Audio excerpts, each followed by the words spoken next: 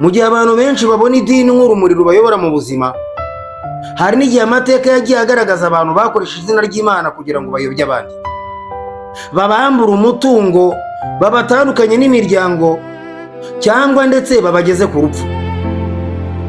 Uyu munsi turibaza ikibazo gikomeye: ese ikibazo ni idini ubwaryo cyangwa ni abantu barikoresha nabi? Kurikira Icyumba cy'Ibitekerezo TV, kuko byose tugiye kubiva umuzi n'umuzingo muri aka kanya. Icyumba cy'Ibitekerezo TV, aho tuganira ku iyobokamana, ubuzima, inzira y'inzitane ndetse n'ubuhamya. Kurikira Icyumba cy'Ibitekerezo TV. Turabasuhuje mwese abakurikiye Icyumba cy'Ibitekerezo TV. Muri uyu mwanya tugiye kurebera hamwe ingaruka zishobora guterwa n'igihe umukuru w'idini ahinduka umutegetsi muri ryo. Mu gihe abantu benshi babona idini nk'urumuri rubayobora mu buzima, hari n'igihe amateka yagiye agaragaza abantu bakoresha izina ry'Imana kugira ngo bayobye abandi, babambure umutungo, babatandukanye n'imiryango, cyangwa ndetse babageze ku rupfu. Uyu munsi turibaza ikibazo gikomeye: ese ikibazo ni idini ubwaryo cyangwa ni abantu barikoresha nabi? Reka duhere ahangaha turebe ingaruka zishobora guterwa n'uko umukuru w'idini yahindutse umutegetsi. Hari ibintu bishobora gutuma umuntu atangira gutekereza ko umuyobozi w'idini afite ububasha budasanzwe. Umuntu ashobora kuvuga ati Imana yarambwiye, cyangwa niba unyizera uba wizeye Imana. Iyo amagambo nk'aya ngayo atangiye gukoreshwa mu buryo bwo kubuza abantu gutekereza no kubaza ibibazo, ibintu bishobora kuba bibi cyane. Umuyoboke ashobora gutangira kwemera buri kintu cyose abwiwe, nubwo cyaba kimushyira mu kaga. Kandi iyo umuntu yemeye ko umuyobozi w'idini adashobora kwibeshya, icyizere gishobora guhinduka ubuhumyi. Reka ibi ngibi byose bitwerekeze ku byabaye i Kanungu mu gihugu cya Uganda.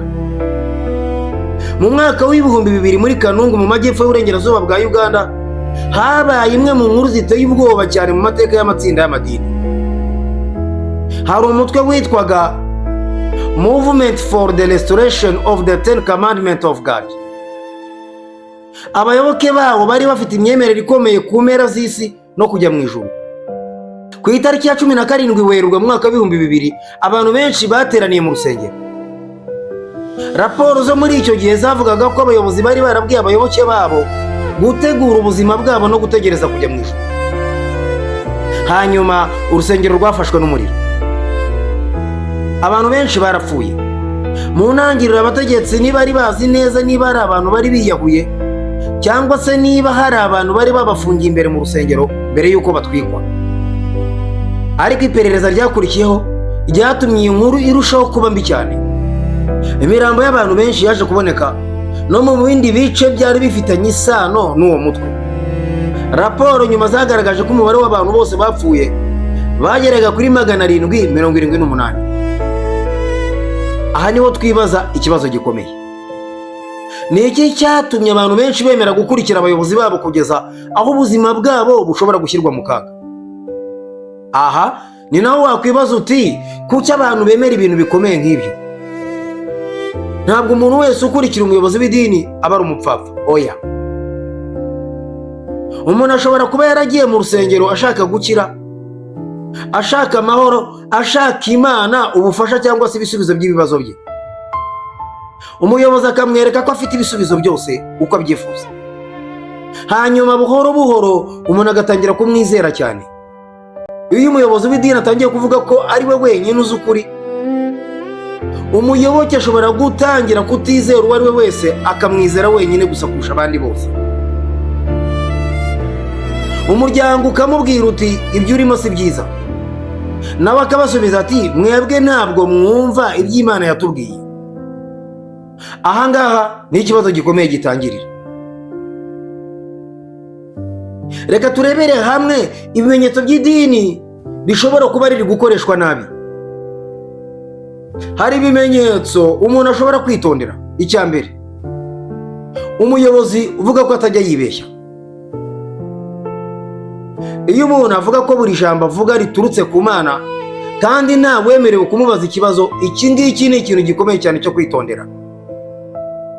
Icya kabiri, hari ugutera ubwoba abayoboke, nko kuvuga ngo nusohoka muri iri tsinda ry'idini uzapfa, cyangwa nudakora ibyo nkubwiye Imana izaguhana.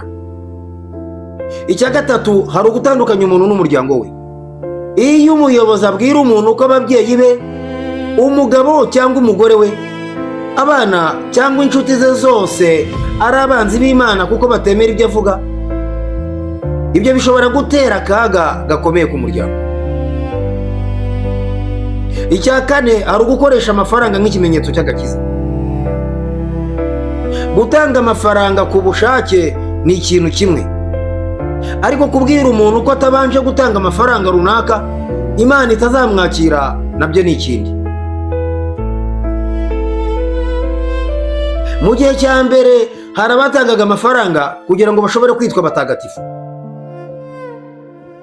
Watanga amafaranga runaka bakagukuraho ibyaha byose, bakakubwira ko ubaye umutagatifu. Ibyo bishobora gutera ikibazo kindi gikomeye cyane ku buzima bw'umuntu. Icya gatanu, hari ukubuza abantu kujya kwa muganga cyangwa gushaka ubufasha. Kwizera Imana no gushaka ubuvuzi ntabwo ari ibintu bigomba guhangana. Icya gatandatu, hari ukubwira abantu gukora ibintu bishobora kubashyira mu kaga. Iyo umuyobozi asabye abayoboke gukora ikintu gishobora kubica cyangwa kubagirira nabi, ntibagomba kubyemera kuko ibi ngibi bishobora gutuma ubuzima bwabo bujya mu kaga, bityo bagomba guhitamo ko ubuzima aribwo bugomba kuza mbere ya byose. Ariko se ikibazo ni idini, ikibazo ni ikihe? Iki ni ikibazo gikomeye cyane.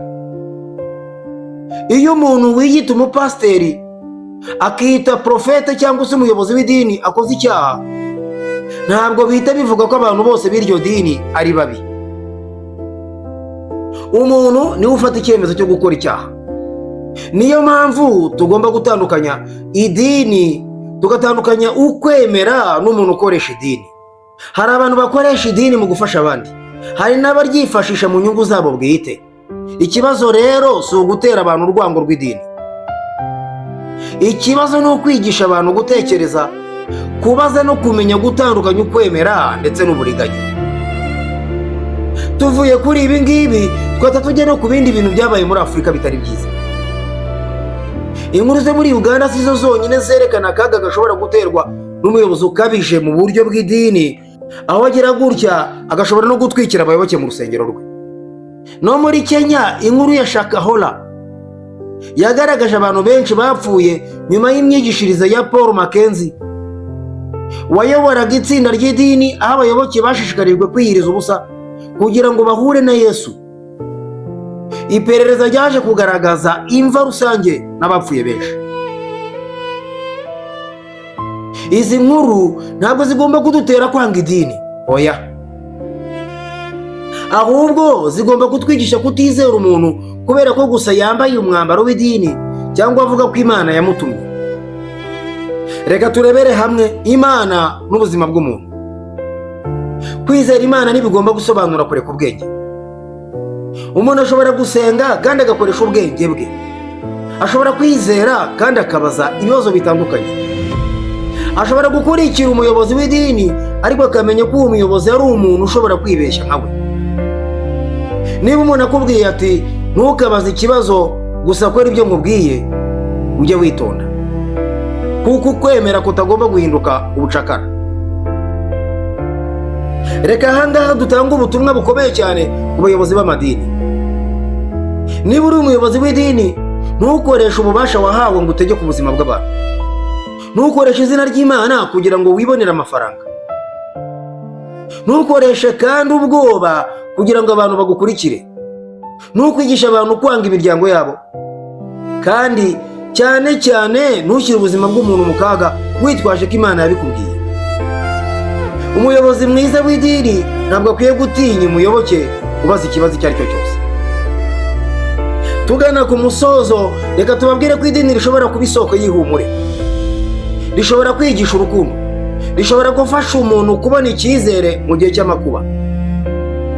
Ariko iyo umuntu akoresheje idini nk'intwaro yo gutegeka abandi, kubambura, kubatandukanya n'imiryango yabo cyangwa kubashyira mu kaga, idini rishobora guhinduka igikoresho cy'akaga.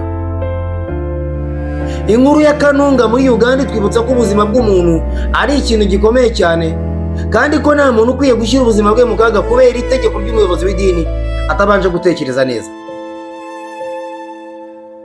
Ntabwo ubutumwa bw'iyi dokimantere ari ukuvuga ngo idini ni ribi, oya, ahubwo ni ubu ngubu. Jya ugira ukwemera ariko ntureke ubwenge bwawe. Jya wubaha abayobozi b'idini ariko ntubashyire mu mwanya w'Imana. Kandi igihe umuntu akoresha izina ry'Imana kugira ngo agukoreshe nabi, gira ubutwari bwo kubaza, gushaka ukuri ndetse no kurinda ubuzima bwawe.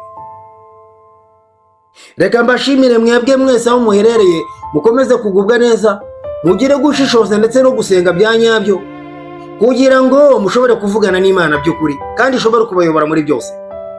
Nge ndi Emmanuel Nshimiyimana, umugaragu w'Imana n'abantu. Mukomeze kugira umunsi mwiza.